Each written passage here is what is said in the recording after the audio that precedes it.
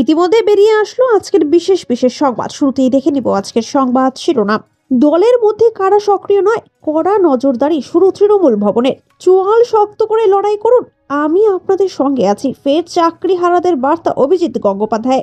Last warning, আবার হলে suspend মহুয়াকে চূড়ান্ত বার্তা মমতার। সূত্র, সব কাপুরুষ, দম নেই। অভিষেকের কপালে গুলি, মন্তব্য টেনে বিস্ফোরক দিলীপ ঘোষ। পরের সময় আসবে, আমরাও দেখে নেব সরকার নামিয়ে দেওয়ার হুঁশিয়ারি চাকরি হারাদের। এতক্ষণ দেখছিলেন সংবাদ শিরোনাম, এখন জানিয়ে দেব বিস্তারিত সংবাদ।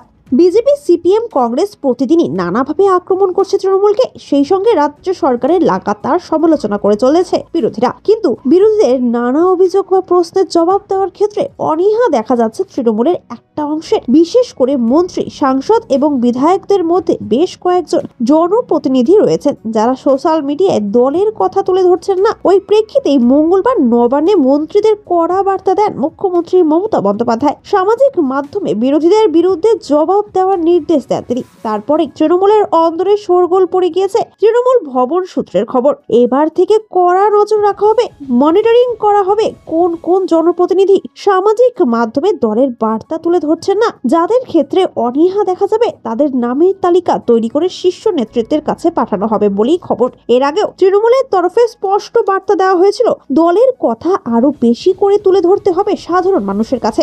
বাংলার বিরুদ্ধে বিরোধীরা চক্রান্ত বা ষড়যন্ত্র করছে বলেও অভিযোগ আনে তৃণমূল। ফেক ভিডিও, অন্য রাজ্যের ছবি বাংলার সঙ্গে মিলিয়ে সামাজিক মাধ্যমে প্রচার করানোর অভিযোগ বিজেপির বিরুদ্ধে এনেছিল তৃণমূল। দলের তরফ থেকে স্পষ্ট বার্তা দেওয়া হয়েছে, বিরোধীরা সামাজিক মাধ্যমে কোনো অভিযোগ আনলে তার জবাব দিতে হবে। এছাড়া তৃণমূলের অফিসিয়াল বক্তব্য, তৃণমূল নেত্রী মমতা বন্দ্যোপাধ্যায়, দলের সর্বভারতীয় সাধারণ সম্পাদক অভিষেক বন্দ্যোপাধ্যায়ের বার্তা প্রচার করতে হবে সামাজিক মাধ্যমে। আসছি পরবর্তী সংবাদে। শিক্ষক নিয়োগ দুর্নীতির প্রতিবাদে চাকরিচ্যুতদের আন্দোলন রাতভর ছড়ালো আচার্য সদনের সামনে। বুধবার রাত 10টা নাগাদ শুরু হওয়া জামায়াতে চাকরি বাতিল হওয়া কয়েকজন শিক্ষক স্পষ্ট জানিয়ে দিয়েছেন তারা রাত সেখানেই কাটাবেন। তাদের সাথে সেই রাতেই দেখা করতে চান প্রাক্তন বিচারপতি অভিজিৎ গঙ্গোপাধ্যায়। এসএসসি দপ্তরের বাইরে শুরু হওয়া এই রাতভর অবস্থান ঘিরে পৌঁছায় পুলিশ। 163 ধারায় নোটিশ ঝুলিয়ে আন্দোলনকারীদের সরে যেতে বলা হলেও তারা অনড় থাকে। আন্দোলনকারীদের মূল দাবি, ওএমআর শিটের মিরর ইমেজ প্রকাশ করুন কমিশন। তাদের এই অবস্থার খবর পেয়ে রাতেই ঘটনাস্থলে হাজির হন বিজেপি সাংসদ ও প্রাক্তন বিচারপতি অভিজিৎ গঙ্গোপাধ্যায়। আন্দোলনকারীদের পাশে দাঁড়িয়ে বলে, চোয়াল শক্ত করে লড়াই করুন, আমি আপনাদের সঙ্গে আছি। তবে এই কথা শুধু তিনি রাতেই বললেন না, সকাল হতেই ফের পৌঁছলেন চাকরি হারাদের কাছে, দিলেন পাশে থাকার বার্তা। এদিন চাকরি হারাদের উদ্দেশ্যে অভিজিৎ গঙ্গোপাধ্যায় বলেন, দল সবসময় আমার পাশে আছে, লাঠি চার্জের প্রতিবাদে যায়নি দেখা করতে। পরে দলকেও জানিয়েছি ওগুলো বাজে চিন্তা, একেবারে ভিত্তিহীন। এসএসসির তরফে কোনো রেসপন্স পাইনি, ওয়েবসাইট দেখবো কিছু হয় কিনা। একই সাথে তিনি বলেন, একটু অপেক্ষা করুন, বলে দেব কি করা হবে। মুখ্যমন্ত্রীর নির্দেশে চলছে পুলিশ, যত অসভ্যতা করা যায় করবে। একটু পর হয়তো পুলিশ এখানেই ঝাঁপিয়ে পড়বে।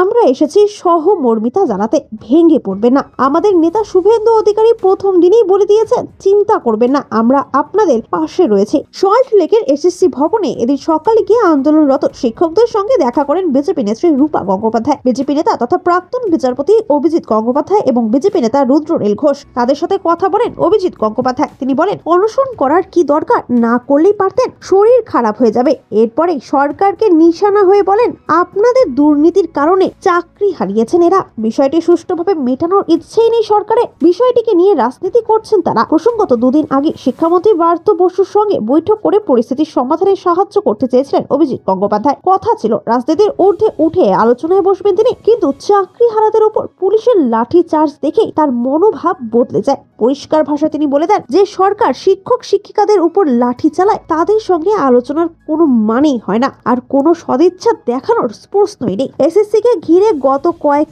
বছর ধরে চলা চাকরি দুর্নীতির প্রতিবাদে উত্তাল বাংলা। এবার পুলিশের ভূমিকা এবং সরকারি নিরাপত্তা ঘিরে রাজনৈতিক উত্তাপও বাড়ছে। বিশেষ করে অভিজিৎ গঙ্গোপাধ্যায়ের সরাসরি হুঁশিয়ারি ও অবস্থানে গ্রহণী আন্দোলন নতুন গতি পাচ্ছে বলেই মনে করছেন রাজনৈতিক বিশ্লেষকরা।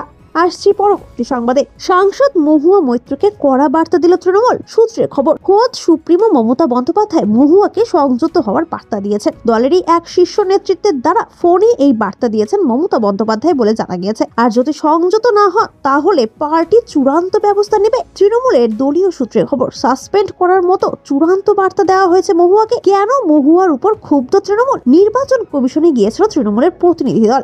সেখানে শ্রীরামপুরে তৃণমূল সাংসদ কল্যাণ বন্দ্যোপাধ্যায়ের সঙ্গে কৃষ্ণনগরের সাংসদ মহুয়া মৈত্রের বচসা বাঁধে। যার জেরে মহুয়া মৈত্র কর্তব্যরত বিএসএফ কর্মীকে নাকি সেই সময় কল্যাণ বন্দ্যোপাধ্যায়কে গ্রেপ্তারের কথা বলেন। সেই নিয়ে কার্যত ঝড় ওঠে রাজনৈতিক মহলে। এরপর কল্যাণ বন্দ্যোপাধ্যায় একটি সাংবাদিক বৈঠক ডাকেন। সেই বৈঠক থেকে তৃণমূলের সৌগত রায়, কীর্তি আজাদকেও আক্রমণ সারান। কিন্তু এই ঘটনার পর দলের তরফে প্রথমে কোনো স্ট্যান্ড পাওয়া যাচ্ছিল না। পরবর্তীতে জানা যায় সুপ্রিমো কড়া বার্তা দিয়েছেন মমতা বন্দ্যোপাধ্যায়কে। সূত্রের খবর, মহুয়ার উদ্দেশ্যে বলা হয়েছে তিনি যদি নিজেকে সংযত না করেন তার বিরুদ্ধে দল চরম পদক্ষেপ করবে, এমনকি সাসপেন্ড করতেও দ্বিধাবোধ করবেন না দল। তবে দলের অন্দরে মহুয়ার বিরুদ্ধে ক্ষোভ নতুন কিছু নয়। বিশেষত তার জেলায় দলেরই একাধিক নেতা থেকে বিধায়করা তার বিরুদ্ধে মমতা বন্দ্যোপাধ্যায়ের কাছে চিঠি লিখে নালিশ জানিয়েছিলেন। শেষমেশ এই কল্যাণের সঙ্গে তার বচসা নিয়ে দল বার্তা দিয়েছে বলে তৃণমূলের দলীয় অন্তঃসূত্রে জানা গেছে। যদিও এই নিয়ে মহুয়া মৈত্রের কোনো রকম প্রতিক্রিয়া মেলেনি।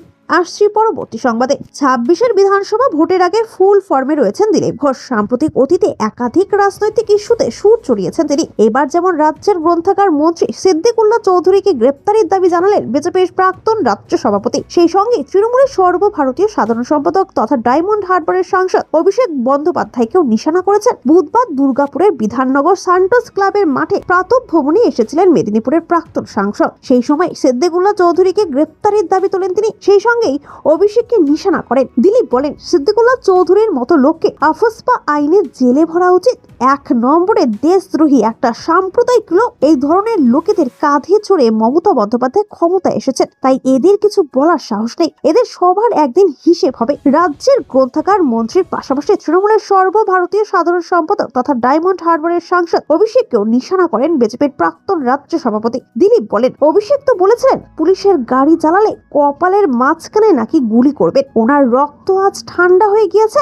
দম থাকে তো মুর্শিদাবাদে গিয়ে গুলি চালাও। এখানেই না থেমে দিলীপ আরো বলেন, তোমরা সব পুরুষ, শান্তিপ্রিয় ভদ্র লোকেদেরও চমকাও। তোমাদের দম নেই, তাহলে কাল সিংহাসন টলে যাবে, ভিখারি হয়ে যাবে, রাস্তায় নেমে আসবে।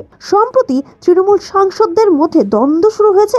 দলের এক মহিলা সাংসদ সৌগত রায়, কীর্তি আজাদকে আক্রমণ করেছেন কল্যাণ বন্দ্যোপাধ্যায়। পরবর্তীতে এর পাল্টা দেন দমদমের এমপি সৌগত। এই দ্বৈরথ নিয়েও এদিন মুখ খোলেন দিলীপ। মেদিনীপুরের সাবেক সাংসদ বলেন, আমরা বলেছিলাম পিসি চোর, ভাইপো চোর, তৃণমূলের সবাই চোর। এখন শুধু আমরা নয়, তৃণমূল কংগ্রেসের লোকেরাই বলে দিচ্ছে ওরা সবাই চোর। শুধু বললে হবে না, সকলের বিচার হবে, সকলের নাম আসবে, কান টানলেই মাথা আসবে। এদিন ওয়াকফ আইন নিয়েও বার্তা দেন দিলীপ। তিনি বলেন, রাজ্যের শাসক দলের বদান্যতায় মুসলিমদের একাংশ ওয়াকফ সম্পত্তি লুটে পুটে খাচ্ছে। এখন ওয়াকফ আইন পাশ হতে তারা ফুঁসে উঠেছেন বলে দাবি করেন বিজেপি নেতা। তার কথায়, কিছু সজ্জন ব্যক্তি যে উদ্দেশ্যে সম্পত্তি দান করেছিলেন সেটা সাধিত হচ্ছে না।